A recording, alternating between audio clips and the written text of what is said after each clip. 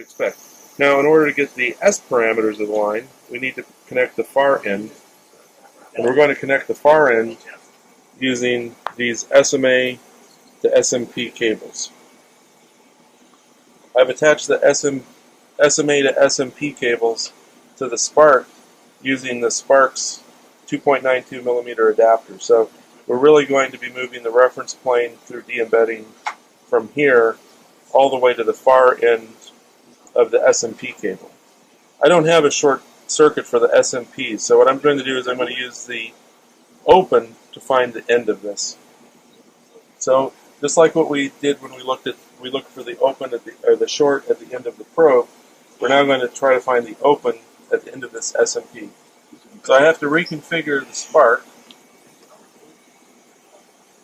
and in this case I'm just going to configure it for the full use of all 4 ports.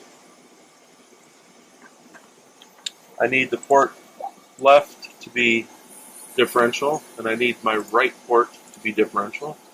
So what I'm doing is I'm defining the differential ports.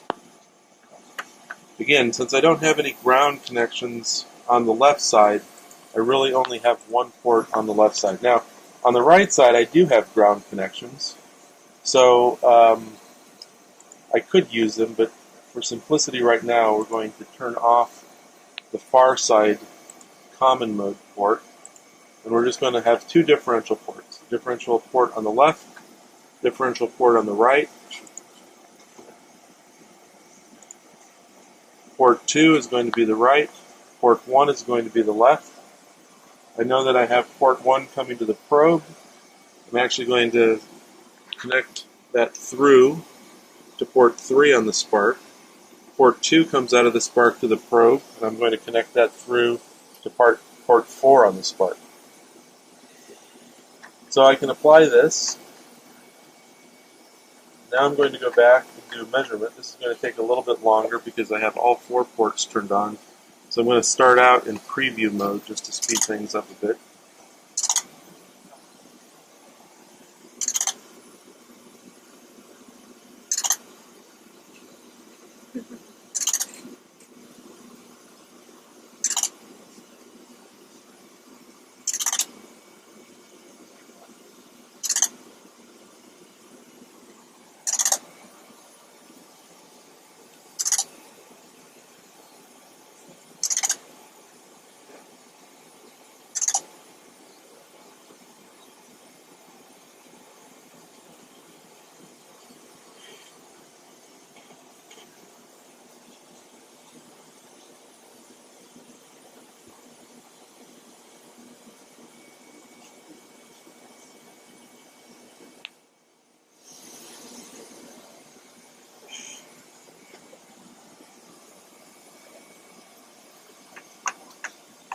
So in order to find the end of the port 2, or the right side differential, I'm going to look at the impedance of S22 in the Z as a function of time domain.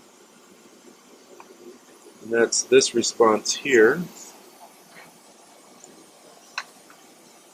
I'm going to zoom in on it. And so, again, we start out, if I start to put the cursors on,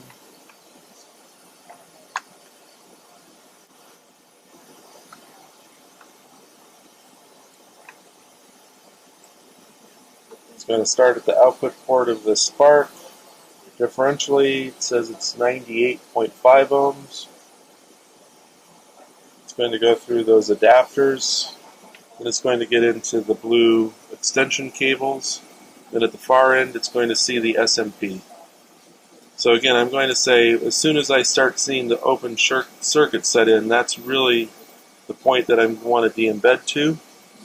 And I use the cursor reading of 1.462 nanoseconds.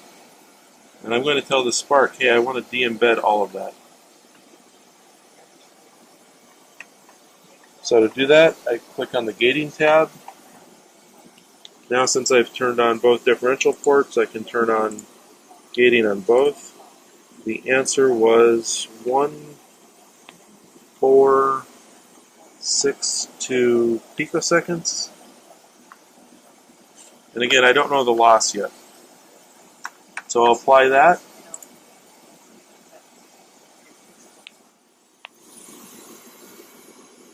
And after I apply it in the impedance domain, we just see the open circuit. To get the loss right, I know that there shouldn't really be any loss associated with an open. So I'm going to look at the S parameters. And I see, oh look, there's a lot of loss as a function of frequency in comparison. Again, I have to get over to the frequency domain, cursor setup. And I want this point kind of in this region to be 0. 11.3 gigahertz. So I'm going to go to gating and I'm going to dial in loss until I get that set up right. So I'm going to try something big, like let's say 100 millidB.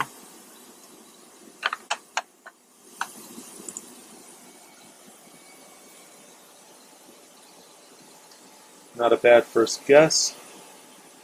Looks like there's some dispersion in it, and I don't really want this thing to become unphysical.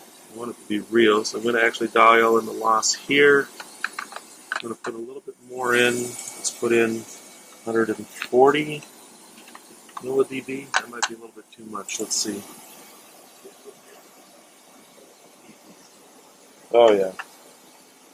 A flat line like that means it's went all positive on us. We don't like that, so let's go back to 110 millidB. Your measurements will never be that perfect. That's numeric. Alright, so here is kind of dialed in. We might have a little bit too much loss in there. So let's go back to 105.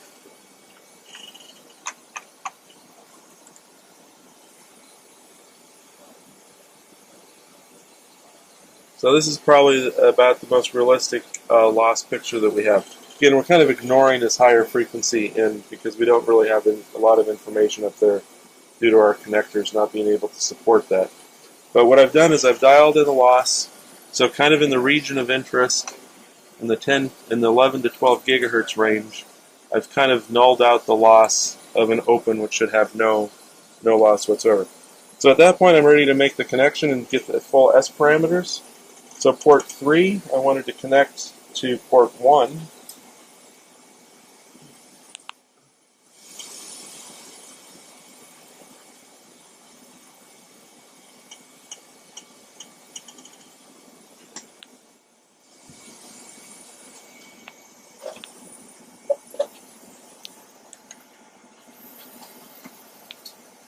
And port 4, we said we were going to connect through to port 2. And again, I'm talking about the SPARQ ports here. There's a little bit of stress on those cables, so I'm actually just going to put a wrench in here to remove the stress on the connector.